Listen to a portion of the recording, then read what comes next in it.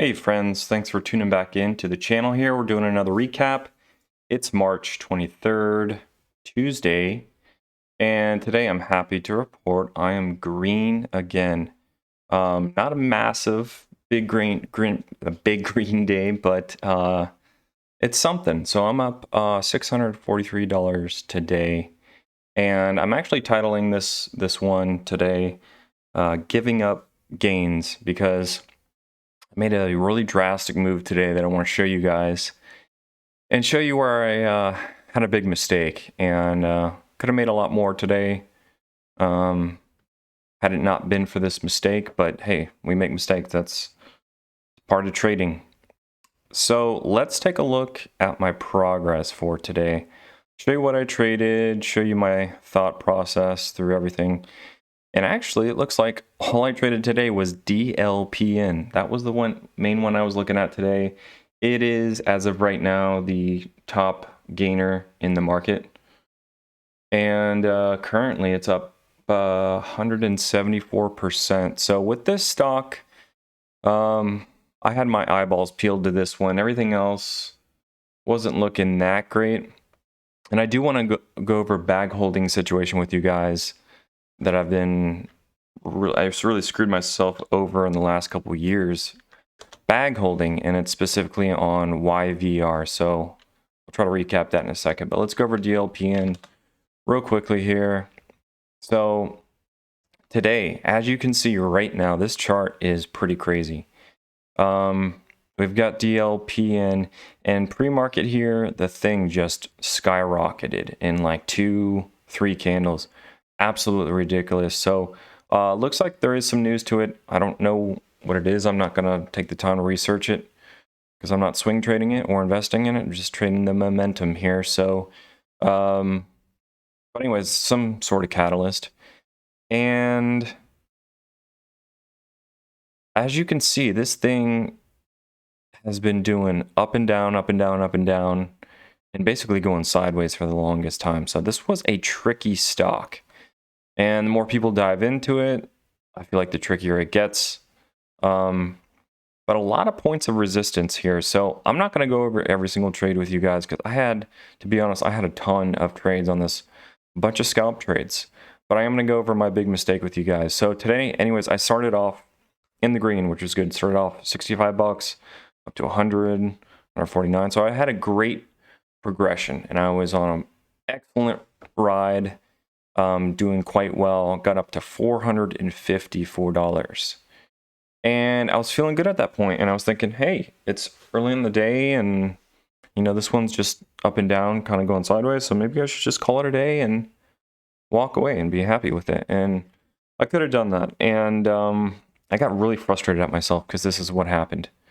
So, like I said, I had a ton of scalp trades all within this entire trading day right up until this area. This is a critical spot here. So as you can see, when this area right in here. So once I saw this one candle rip up, I knew we might have some ramping up momentum here. So I decided, you know what? If this thing, we had the last high on this thing was what, 1627? So if it pushes that or attempts that, this thing could really blast off and go sky high. Or, it can hit that resistance again and fall. And I was kind of thinking the former. And so once I saw that first, this thing's kind of trading sideways, and then it pops out of it real fast, real strong, and I hopped in, and unfortunately a little too late into the game here.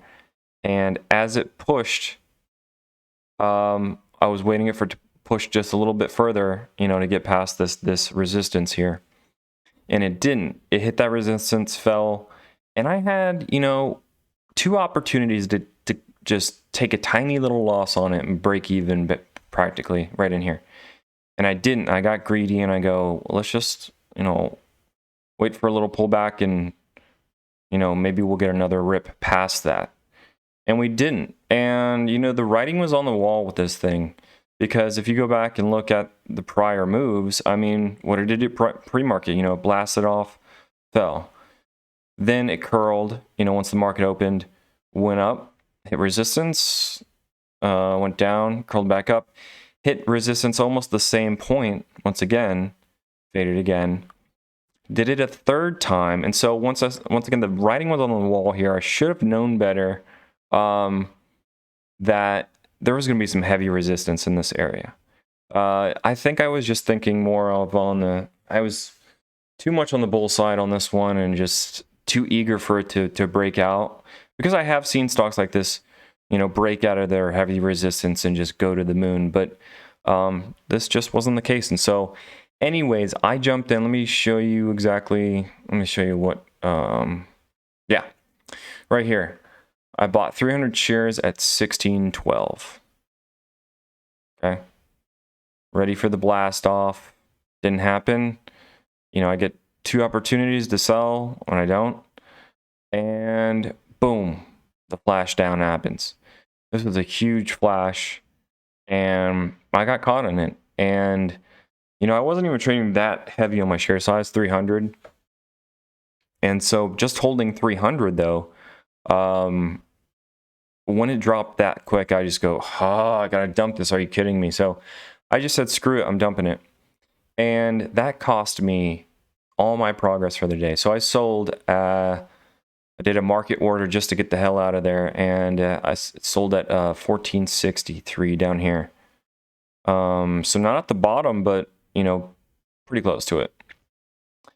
And that was just frustrating as hell. So here I am, made all these great trades this morning, up to 454, and in one stupid trade that I could have avoided, you know, I had the opportunity to sell, I didn't, got greedy, boom, lost it, sold out, and I was sitting up $6 on the damn day. So I was pissed, and I was kind of telling myself, you know, maybe I should just walk away. That was a nasty trade, and I don't want to go negative.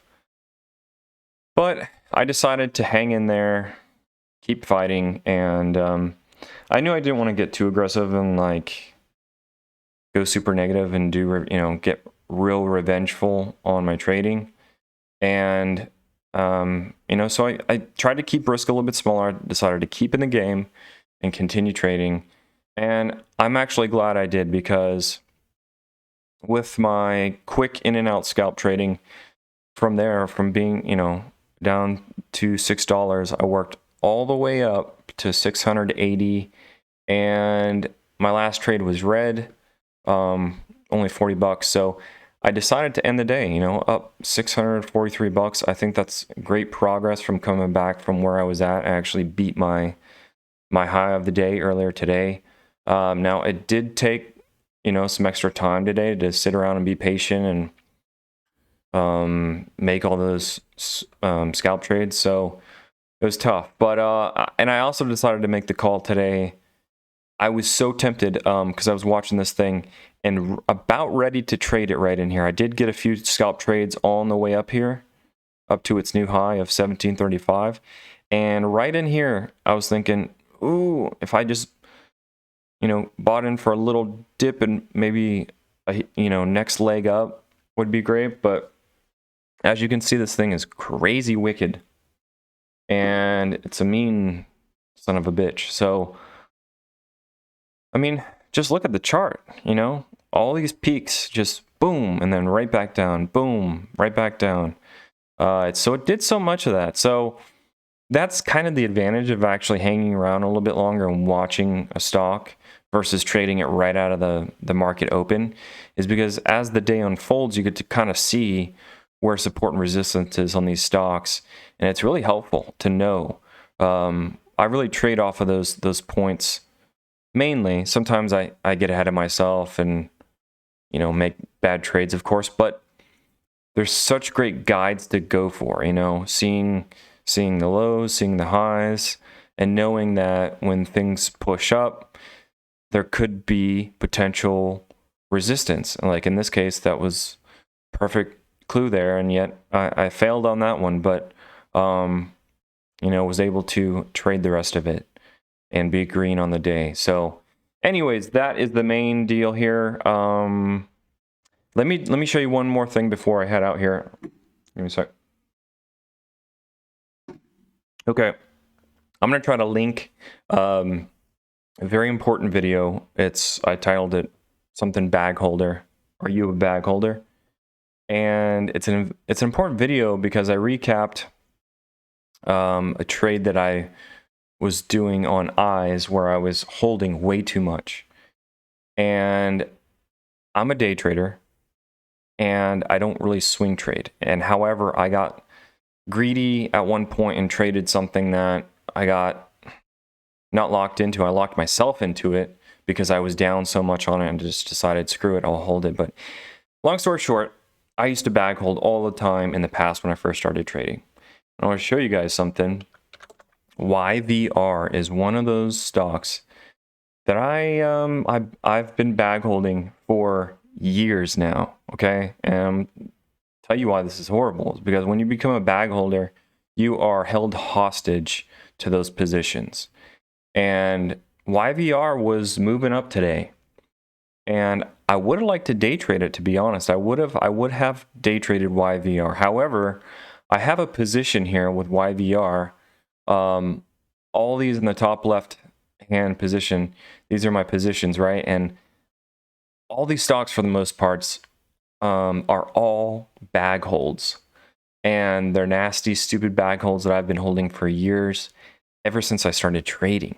And so let me pull up the yearly chart for you guys on this one, because I bought this stock and I have a couple positions in it, so it's not just one position. But here we go, YVR. Okay, so I've got what, 19, practically $2,000 into YVR, and I traded it back in 2018. Okay, and I bought this stock when it was moving up heavy, and I bought it up at the top. Okay, and I didn't know that much about trading. I was getting my feet wet. I had been trading, I don't know, maybe for a couple months or something.